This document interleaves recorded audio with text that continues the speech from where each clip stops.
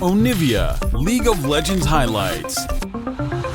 Give them a trigger pull. It is going to give them a way to go if they want to take the fight.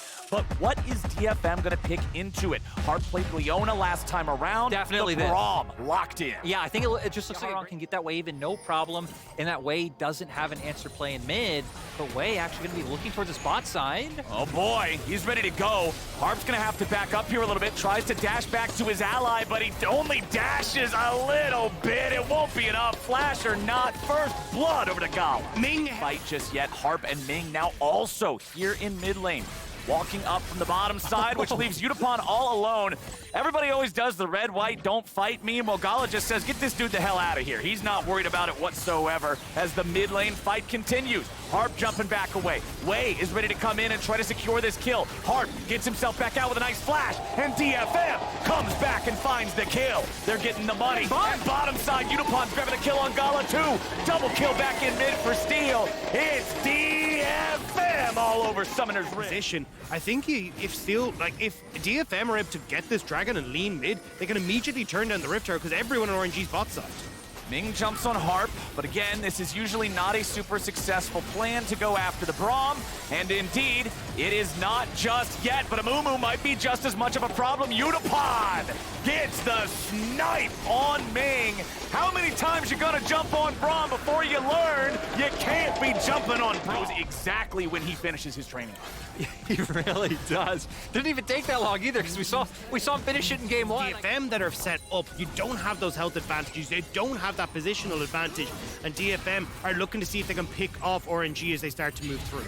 Wei charges in there looking for the Spectral Maw, but instead he's gonna be found. Wei tries to get out. Yaharong burns away, and Wei ends up getting the kill credit. This is the kind of fight RNG's looking for. Breathe coming around from the side. Gets caught up here a little bit as Utapon does have some here, but RNG are hunting, so the pick onto Yaharong should give the dragon. And this was just a little bit too hype out of DFM there. Evie doesn't even have an ulti ready to go with that TP. Utapon using the Gale Force there to reposition away from the Infernal Chains. Xiaohu coming in, gets exhausted. They're ready to fire back here a little bit, but they cannot fire enough. It was close, but no cigar. And it's RNG smoking DFM. Gala's gonna knock Evie right back away, but he may still die here in the red buff pit.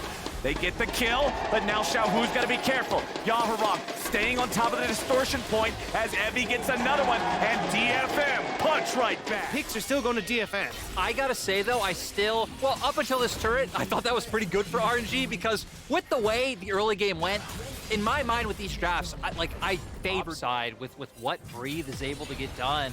I mean, has a bit of a CS lead for himself with those kills from Evie, kind of equalizing it as Again, just the threat of the ultimate is so much to dissuade anything from RG with that play forcing out Xiaohu's flash.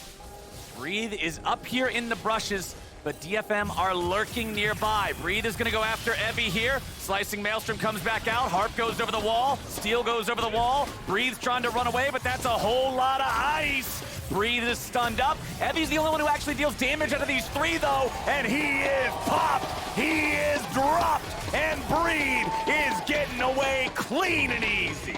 And that's exactly what RNG needed. That play looked so good for DFM for me because we saw RNG actually make the play up towards top side first, which allowed DFM to push in mid. Then when RNG went back to mid, it gave them a window, but who cares about windows because RNG want the Baron.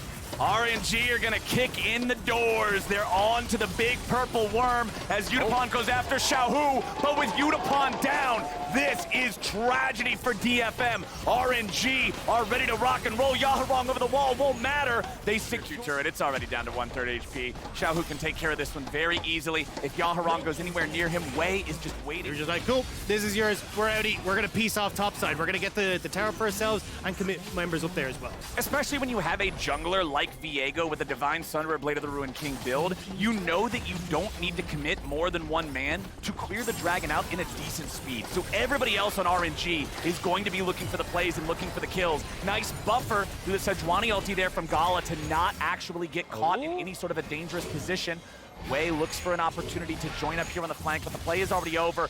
Breathe tries to escape. Yaharong with the fate sealed over the wall, looking for the RNG top laner. He won't get him. Instead, it's Yaharong dead first, and Evie is gonna make a nice side of fries. Double kill over to Xiaohu. So easily break down these turrets anytime a small pick comes through. That's one of the great things about Tristana. She feels like one of the champions that no HP again, having to back away. He had his fun in the early part of the game, playing the main character. And as we see now, Rabadon's death cap in pocket.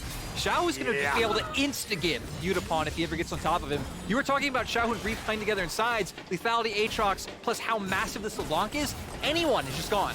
Well, Gala gets away from Steel jumping over the wall, but then he gets caught afterwards. Yaharong looking for the RNG 80 carry, but won't be able to find him. Xiaohu gets caught out by the slicing Maelstrom. He gets a kill, and he gets away for now. Steel stays on him, and Steel cleans him up. But they've already killed two on the side of DFM. Yutapon is gone, and Breathe will look for more. Gala's still ready to go, ready enough at least, as Breathe will keep the Yone. Beat the Baron. See if they can draw DFM in, and Harp's gonna answer. Oh boy, there goes Harp. There goes Harp. Gala grabs that kill. Yaharong cannot snap back anywhere, and here comes Wei to follow it up and take down Steel to complete the ace for RNG. RNG might have made a sweat in the early game, but If we collect these emotional support teddy bears, we're done. We're good now. They did their job, man.